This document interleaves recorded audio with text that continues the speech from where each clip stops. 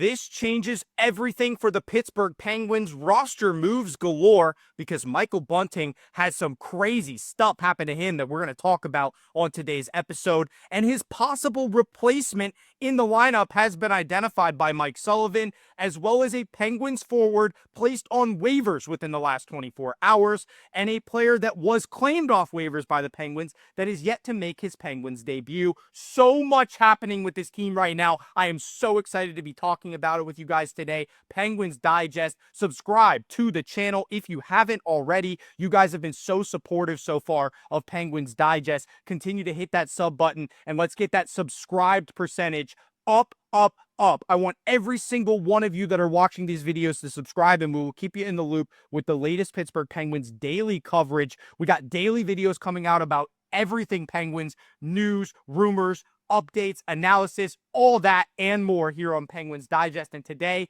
so many updates, including Michael Bunting, one of our premier forwards on this roster, just had something absolutely bonkers happen to him, and we're praying that Michael Bunting is going to be okay for a speedy recovery here for our star winger. He had an appendectomy this morning. So Michael Bunting is going to be out for a little while. And the first thing I want to show you guys is what Mike Sullivan had to say about this, because it's not very often that this type of thing happens to a player.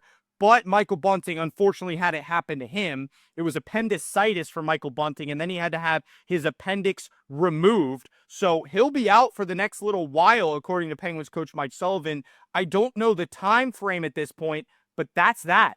And it's kind of vague from Sully because we don't know a whole lot. And with these type of injuries, kind of freak accident, really, there's not really a timeline. It really varies by person how long it takes to recover from this type of thing. So for Bunting, again, we're praying that he's going to be okay, but there's going to be a huge lineup reshuffle now that he's out of the lineup. Appendicitis is no joke. So having that surgery and having his appendix removed is something that a long time ago used to sideline people for a long time. You end up being in the hospital for a week for that. Nowadays, an outpatient procedure, but still, Michael Bunting is going to take a little while to get back to his hockey self. And obviously 29 years old. He's been very productive for the Penguins this season. 29 points in 58 games. Appendectomy, just the latest in a line of freak incidents for Michael Bunting. He almost got hit by a car outside of PPG Paints Arena on January 12th, missed a game for that, and that was a precautionary thing, but this time, an actual procedure that's going to keep him out. So with Bunting out, expected to go on injured reserve, Penguins have a roster spot open, and they're expected to recall a player from Wilkes-Barre Scranton that we're going to get into a little bit later in the video. But first, we just got to talk about Bunting and what he brings to the table. It'd be easier for me to just show you guys his stats, but instead of doing that, I'm just going to get Mike Sullivan's take on how important this guy is. And this is what Sully had to say about Michael Bunting. In addition to talking about his injury and giving updates, he said this: he makes it hard on our opponents in a number of different ways. He also has an uncanny ability to irritate people out there. That helps the group. When you have players like that, I think it drags us into the fight, and that's an important aspect of becoming a team and making sure we're invested emotionally into the game. He's one of those guys, and he is one of those heart soul players. I mean, Michael Bunting, he does so much that we don't really acknowledge sometimes, but not just is he the Penguins' leading goal scorer on the power play, not just does he contribute on the scoreboard, not just did he have one of the greatest assists I've seen him have since he became a Penguin in the last game against the Flyers, that saucer pass to Philip Tomasino. Oh my God. For the last 17 games, Michael Bunting has just 1 goal and 4 assists, 5 total points, and before that, he went crazy for the Penguins. He got off to a really rocky start this season. I was very critical, openly critical about Michael Bunting, and then he turned it around. He was one of our best players. Now he's back to that early season form of Michael Bunting, and I don't know if that, scary freak incident with the car had anything to do with that, because it's really been since then that Bunting has struggled, and it's continued since the Four Nations break. I do think he looked a little bit better in that last game. Like I said, unbelievable assist on the Tomasino goal, but overall, Bunting just not back to that form yet. And you see at the bottom of this report, it mentions Matt Nieto, and we'll have an update on him in just a little bit. But before we get into Matt Nieto, I want to talk about Boko Imama, because Boko Imama is the guy that's most likely going to replace Michael Bunting on the Penguins roster and in the starting lineup. This is a dude that has had an opportunity to play for the Penguins already this season, didn't appear in too many games, and then missed 4 games with an upper body injury. So now we're expecting Boko Imama to slot back in and become that winger for the Penguins in the absence of Michael Bunting. So let's hear from Boko Imama about his playing style. He plays this physical brand of hockey that the Penguins desperately lack. And fighting and playing physically is something the Penguins would like to have in their lineup, and Boko Imama can bring that to the table. He said, just kind of came a little bit naturally during my junior time, and I knew that was an edge I had against my opponents, and I just used it. And yeah, I've been finding success this way, so I'm going to stick to that game plan. He continued on to say, I do believe that you definitely need physicality. I think there are a lot of factors in a game, not just skills. And so I absolutely think that physical has a place. That is a big part of today's game. And we've seen the Penguins be outplayed in the physical aspects of the game. Boko Imama is a guy that thrives in those situations, so he can be an impact player for the Penguins because of his physical play. And that's why Mike Sullivan likes him. That's why he's put in these situations and why he was getting an opportunity before a lot of the other, maybe more skilled players at the AHL level. We need a little bit of that fire in our lineup, a little bit of that grit, a guy that's willing to drop the gloves, and that's Boko. So 6'1", 220 pounds, doesn't shy away from physical contact in the game. A 21 career NHL games split between a few different teams, Penguins, Senators, Coyotes.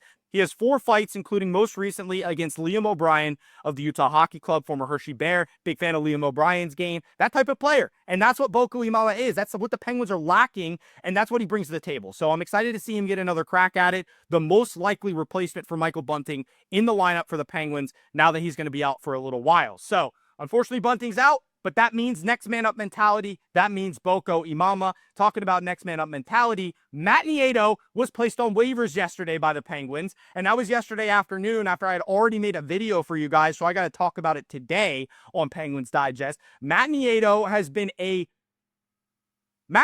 struggled for the Penguins. He's had his moments. Don't get me wrong.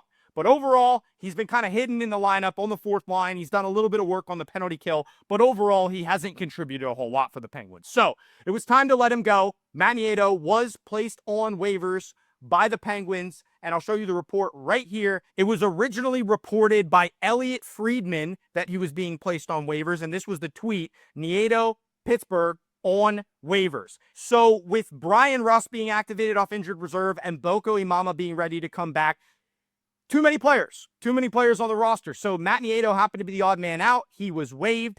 And now we have a recent update as of this morning. This actually just came in 24 hours after he was placed on waivers, that he went unclaimed. He was cleared.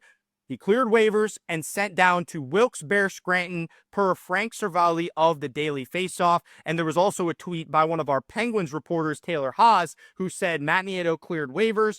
He was unclaimed Thursday and now eligible to be sent down, which he was.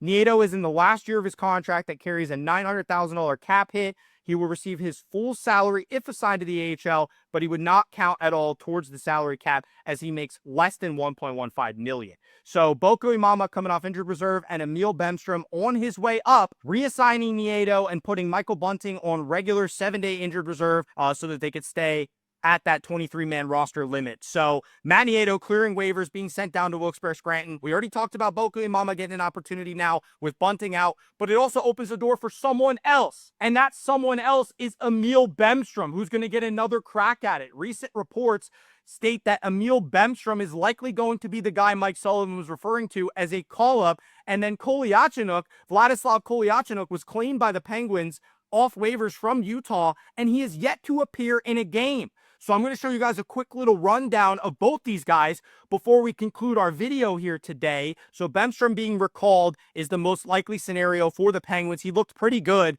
before the Four Nations face-off break in the couple games that he did get a chance to play for the Pens, and now he's getting another opportunity with the big club now that there is an opening. P.O. Joseph was absolutely atrocious in the last game against the Flyers, so he was listed as a guy that's probably not going to play. He was skating after practice, which means he's most likely a healthy scratch, and the same goes for Kolyachonok, who we are still waiting to see his Penguins debut. We claim this guy, this big defenseman that we're expecting to see out there on the ice. back on February 9th, and he has yet to appear in a game for the Penguins. So we're still waiting for Vladislav Kolyachonok, and P.O. Joseph being scratched means that Ryan Shea is going to continue to get an opportunity for the Pens. Desharnais is going to stay in the lineup. It's just a lot of reshuffling for the Penguins. There's so many names, so many dudes to try to get out there and get some playing time, and Mike Sullivan's got a tough job. He's got a really tough job, especially when the team's not playing their best. It's difficult to determine who's going to actually be in the lineup every day. It's going to be exciting to see what the Penguins can do against the Flyers in this rematch. It's not very often that you get to play the same team back-to-back in the same week. So now they have an opportunity to get revenge, and they're on their home ice tonight. Last time I checked, the odds were minus 115 in favor of the Penguins, with Alex Nedeljkovic starting the game against Urson, so a rematch of the goalie matchup as well. Penguins trying to split the series with the Flyers. I mean, it was a really embarrassing loss on Tuesday, but they got a chance to redeem themselves, get back on track, win a hockey game against our arch rival, the Philadelphia Flyers. It's going to be a fun one, so stay tuned. The game's going to be in just a couple short hours after posting this video. You guys might be watching this video after the game, but these updates are still relevant because Bunting is going to be out for a while, and Imama and Bemstrom are going to be the next guys up in this lineup with Matt Nieto sent back down to the AHL. Thank you guys for watching this episode of Penguins Digest. I greatly appreciate all your support. Continue to leave comments on these videos. Let's have a conversation. Subscribe to the channel if you haven't already, and we'll see you on the next episode here on Penguins Digest.